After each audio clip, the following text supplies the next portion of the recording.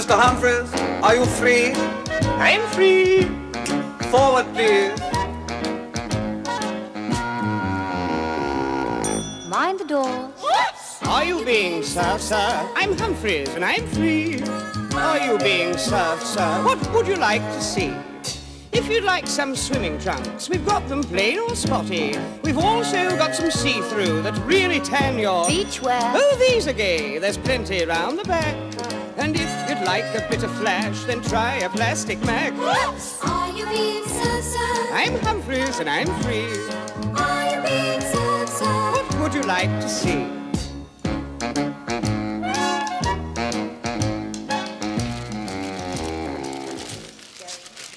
Thank you, madam. And I assure you, when you're playing tennis, you won't even notice your new girdle. It's only when you try to breathe that it causes problems. Well, anyway, Mrs. Purvis and me didn't fancy going overseas this year.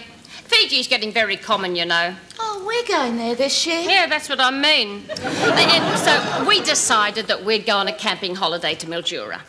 Didn't you get into a lot of trouble from all those young men campers? Well, no, not at all. It was quite hot and we sat around in our nighties with our flaps wide open. And nobody bothered us at all, except the mozzies. Sounds very boring. Oh, no, it wasn't. There was something going on all the time. We had a sort of variety show on a Wednesday, and they had this man that hypnotised people. Oh, was he good? Oh, well, he got me, and it appears I was doing all sorts of silly things. Look. Here's a picture. Well, hang on. You're standing on your head. I know. If I hadn't seen that picture, I'd never have believed it. Lucky your seams were straight. And here's one of me when he got me to do the can-can. And that's just after, at the first aid post. And all through the show, every time he clicked his fingers, everybody in the audience blew a raspberry. Can I help you, sir? No. That's the gentleman I want to see. Ah, that's our Mr. Humphries. Mr. Humphries, a customer for you. The gentleman asked for you personally. Fancy. What can I do for you, sir? I'm going to show you something that's going to shock you. Hang on a minute, I'll put my glasses on. I'm as ready as I shall ever be. Does this sort of thing happen often in Australia?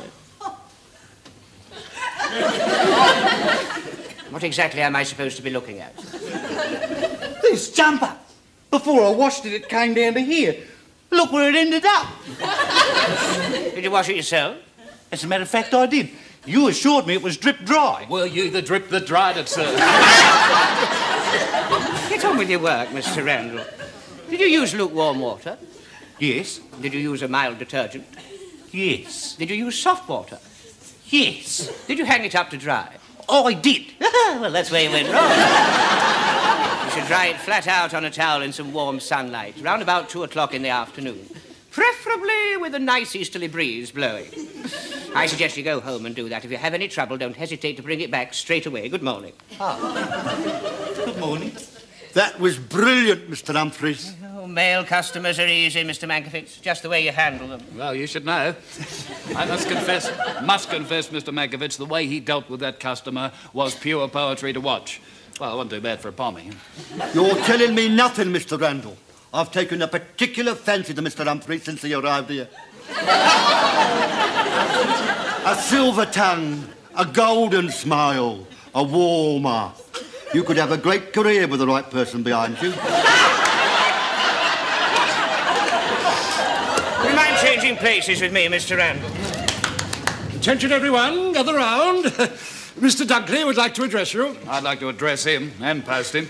This is young Mr. Bones' latest idea for updating our operations. This is a new security wage dispenser. Perhaps you would explain, Cocker? Certainly, Senator. Well, now, the first thing we do is to take your staff identity photographs from the files and stuff them in the machine. The integrated circuits then proceeds to scan you, compares you with the identity photograph. And if, in fact, you are who you say you are, your salary will be duly deposited in the payout tray. All right? Very good. Who's first? I'll go first. Are you ready? I'm ready. Ready? I am pressing the button now.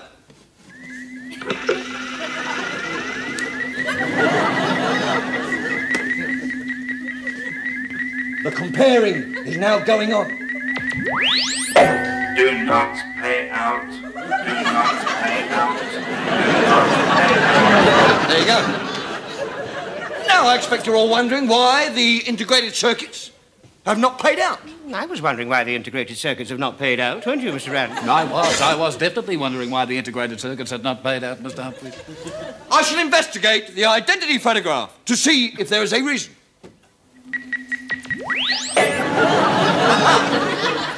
Well, there is the reason. You're in fancy dress. I am not in fancy dress.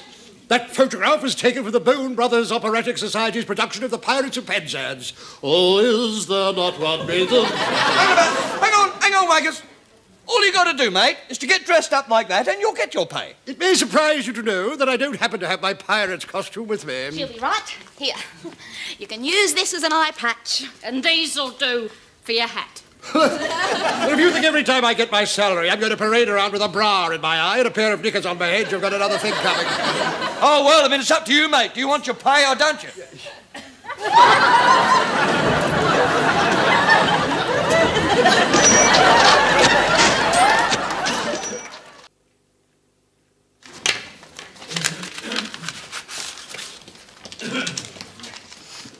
What have you got there, Mr. Mankowitz? Oh, it's a little business I run on the side. I can't live on what they pay me here, so I run a little agency. What sort of an agency? Oh, a high-class employment agency. I find positions like a top-line salesman like yourself. Seems to pay off very well. Oh, I do it very cheap. I just take the first week's wages. $250. Who's that from? The new head of stationery and greeting cards at Lally and Willits. And he's only a young man, like yourself.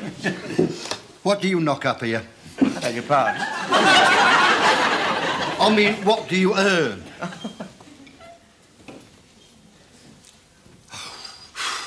Do you know what I could get you at Myers? Well, I've heard rumours, but tell me. What, just for selling things? People who haven't got what you've got are getting it. Why aren't you getting it? Because I haven't got what you've got.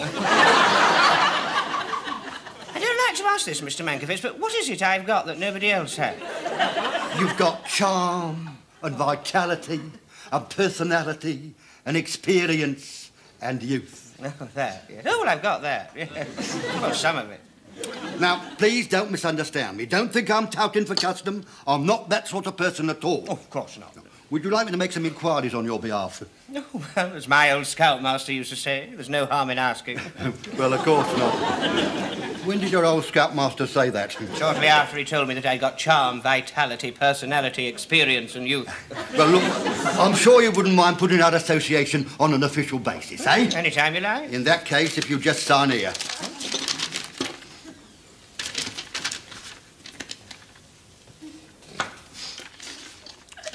And here. Here. Here. Your initials there. And one final signature just there. There. Well, I think that covers everything. Don't I get a copy? No. When you sign there, do you agree not to have a copy of the agreement? But if you've got any queries, don't be afraid to ask. May I have a private word with you about what we was discussing? You can speak freely in front of Mr. Humphries. I'm handling him now. Well, is anything happening? Well, I've got feelers out at French & Sons for head of ladies' foundations and a very good response for the position of head fitter at Victor. Victor make lawnmowers? No. Are they in underwear as well? No, they make lawnmowers. But the money's very good. Well, I don't see myself doing mechanical jobs. One has standards, you know. It's $250 a week. Motor mowers or push along? I brought you a chocolate bicky, Mr. Mankowitz. Oh, thank you, Miss Buxton. Any news yet? Well, I sent your photos off with the description of your experience to date, but so far the only reply has been in bedding at $300 a week. I turned it down. Well, what for? Because the bedding was in Cairo and you was on sale or return. Is Mr. Mankowitz handling you, Mr. Rand? No, not that I've noticed, but he has promised me your job after you've gone. I should have thought a young man like you would have had your sights on higher things. Well, I have. You see, when I tell them who's knocking off all their staff, I'll have Mr. Mankowitz's job. More hot coffee, Mr. Mankowitz. Oh, thank you, Diana. Right up to the chip. Thanks to you, I started as head tosser at the Gay Hussar Pancake House on Monday. You never told me that was going. On this phone call for you. Oh, now don't get up. Amanda's bringing it over to you. It's the personnel department of Lally and Willard. Thank you very much for finding me this job. Thank you. You're a busy little bee, aren't you? The McVitie Employment Agency. Mr. Mankowitz speaking. Oh, hello, Harry. Now, I've had no news about your appointment, Harry, but Myers have promised a firm reply by Thursday. Now, what have you got for me? You like the sound of Mrs. Crawford. Good. I like the sound of Mrs. Crawford. It's the sight of Mrs. Crawford that's a problem. Well, I'll tell you, Harry, she's a very beautiful lady. Age? 30-ish. It's a senior position, Mrs. Crawford. They're looking for someone older than that. Oh, well, tell them a lie and say 40-ish. What? They want someone around 50. Now's your chance to tell the truth. Well, I won't tell you a lie, Harry. I couldn't lie to you. She'd pass for 50, yes. What's her what like? Oh, big. Oh, very big. In fact, very big indeed. Mr. Mankowitz, what are you talking about? Personality, Mrs. Crawford. Well, she won't take less than 200 a week, Harry, so the ball's in your court. Now, I've just taken on a new client. His name is Humphries. I'm very excited about him. He's right up your street. He's an executive sales type. He's got charm, vitality, personality, experience. And youth. Oh, yes, and youth. Is he a what? Oh, no. Well, I don't think so. Well, he's never shown any signs of it, but maybe. Mr. Humphries, you're not a militant trade unionist, are you? What, with suede shoes, I'd be laughed off the platform. Well, anyhow, see what you can do, right? Well, I've sown the seeds. Now, all we have to do is to await results. Goodness me, is that the time? We'll have to be getting back to work. Oh, that's a nice watch you've got, Mr. Mankowitz. 18 carats, given me by a very satisfied client. Really? Yes. Oh, there's an inscription on it. Thanks for everything. I couldn't have done it without you. Tammy thrilled, regards Mal.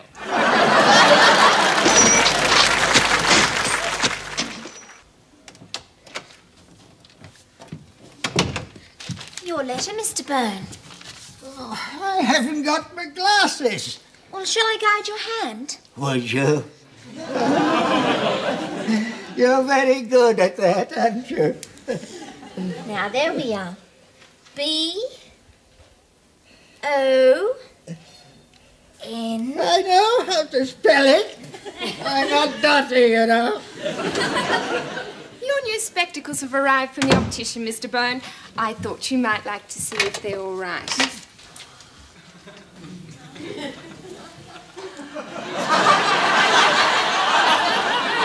Oh, that's a big improvement. And these are your new, stronger reading glasses. Here's the mirror. We're not having an earthquake, are we? No, sir. Oh, I don't like this pair. They make me look like an old poof. Oh, no, they don't. They make you look like Elton John.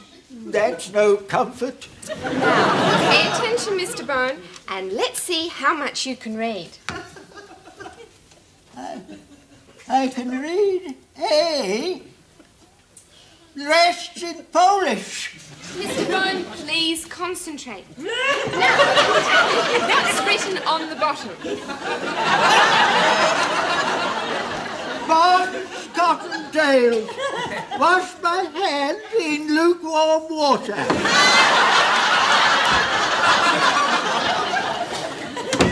Oh, shall I come back later? No, come in. Can we have a word privately? I've already had a look at that. Get on with it. It's like this, sir. During last week, Captain Wagstaff came aware that a certain member of the staff was making certain telephone calls to a certain store about certain other members of the staff, the result of which we are fairly certain that certain members of the staff may be leaving us. Mr. Bone. Mr. Bone. He's gone to sleep. I'm not surprised. Mr. Bone. Mr. Bone. What do we do now? Oh, once he's dropped off like that, he's gone for an hour. Oh, I'll do it for you, sir. Drat, my suspender's gone again. What did you We fear that Mr. Humphries has been suborned by Mr. Mankowitz. Well, he's been asking for it, hasn't he? The thing is, what do you want us to do about it? Oh, you deal with it, Dunkley. Well, the ball seems to have lodged itself firmly in your court, Mr. Dunkley. Yes, it's a bit of a facer, isn't it? It's one of the penalties of being an executive, sir. Yes, what would you do in my position? Well, I would consider the matter from Mr. Bone's standpoint. He has 3 courses open to him. Sack them, wait for them to resign, or pay them more money. I wouldn't do that. There's one alternative you haven't thought of, Wagstaff. If I hold my horses and do nothing, it may all blow over. If I may say so, sir, one has to be an executive of your caliber to think of a solution like that. Thank you, Wagstaff. Thank you. Excellent. Well, it's all fixed. What's happening?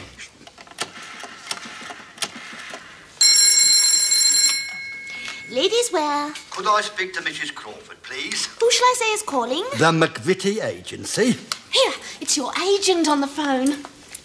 Mrs. Crawford here. Mrs. Mankowitz speaking. It's all fixed. He's got me a new job. What is it? Would you come to my office immediately, please? Of course. I'm just going over to Mr. Mankowitz's office. Will you please tell me what's happening, because I can't stand secrets. Well, I'll put you both in the picture. You're both going to Lally and Willits. Oh, isn't that exciting? You, Mr. Humphries, will be manager of the unisex clothing department. That should confuse you, Mr. Humphries. I won't know which way to turn. And you, Mrs. Crawford, will be in charge of the Pussy Shampoo Parlour. I shall be in my 7th heaven. Recognition at last, Mrs. Crawford. Pampered, powdered, purring pussies everywhere.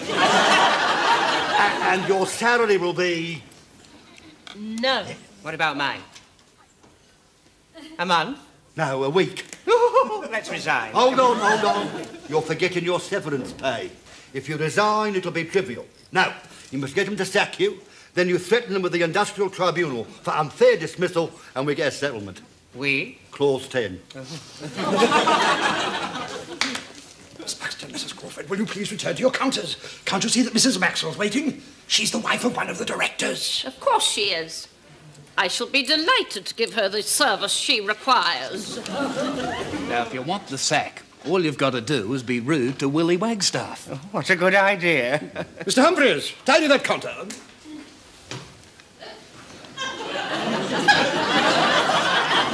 I've just got one thing to say to you, Captain Wagstaff. And what is that, Mr. Humphries? I'm going to tidy my counter. Good afternoon, madam. Were you requiring attention? Yes. I'm bringing the skirt back. When you get it out in the daylight, the colour is foul. It's far too expensive, and it rides up when I sit down. Well, the colour glows with your blotchy complexion. It's too expensive because you're a mean old bag. And it rides up when you sit down because you've got a great, big, fat bum. What do you mean to say you don't deny any of these words, Mrs. Crawford? Not one syllable? She said it all, and that's the truth. Thank you, Miss Buxton. Extraordinary. We will now pass to Mr. Humphries. It would seem, according to Captain Wagstaff, that you served Lavinia Effingham Fuchs with 2 small F's. She's also one of our best customers. I did, sir. I will now ask Captain Wagstaff to repeat the remarks he overheard you make to her. On approaching the customer, Mr. Humphries was heard to say, "Hello, Dolly, baby. You've got the best pair of boobs I've seen since the confessions of Swedish Emmanuel's window cleaner." Did you say those words? I did, sir. My oath, he didn't. I heard him, and I'll tell you what, he winked too. I did. Like that. Mr. Humphries, I'm surprised you even saw such a film. I was under therapy at the time. He then said, how about meeting me in the park behind the bandstand and we'll pitch a little woo? Pitch a little woo? What film did that come from? Gold Diggers of 1938. This is an extraordinary set of circumstances. Are you going to sack us? Well, as far as you're concerned, Mrs. Crawford, I have a letter here from Mrs. Maxwell, who, as you probably know, is a leading member of Morning Glory, a religious sect which requires of its followers complete honesty. You apparently are the only person who is completely honest she has ever met. As a result, she encloses 2 tickets for their next meeting. Well, you've got to sack me. I mean, you can't have people walking about saying the things I said. What are you talking about? I've been doing it for years. It would be rather difficult to sack you, Mr. Humphries, in view of this brief note from the lady in question. Tell Humphries 5:30 behind the bandstand, and I'll take all the woo he can pitch. I'm sorry, Harry, but young Mr. Bone got wind of your offer, and as a result, he's given new contracts to Mr. Humphries and Mrs. Crawford. Goodbye. Well, did you get your new contracts? And not only that, we've got our new wages. 50% rise. Good, I'll have those. Yeah. What are you talking about? Well, that's our arrangement. On the signing of a new contract, I get the first week's wages. Page 4, paragraph 6J. It's all written down. I'll soon deal with that. But you can't do that. Sue us. Isn't that typical of people today? Yes, you try and do a good deal for them and they swindle you, don't they, Mr. Mankowitz? They do, Mr. Randall. Do you know what you need, Mr. Mankowitz? What? A good agent. Yeah. Shall we have a little drink to celebrate before we go home? I'd love to, Mrs. Crawford, but I've got a pressing engagement. Behind the bandstand? I don't pitch my woo in public, Mrs. Crawford.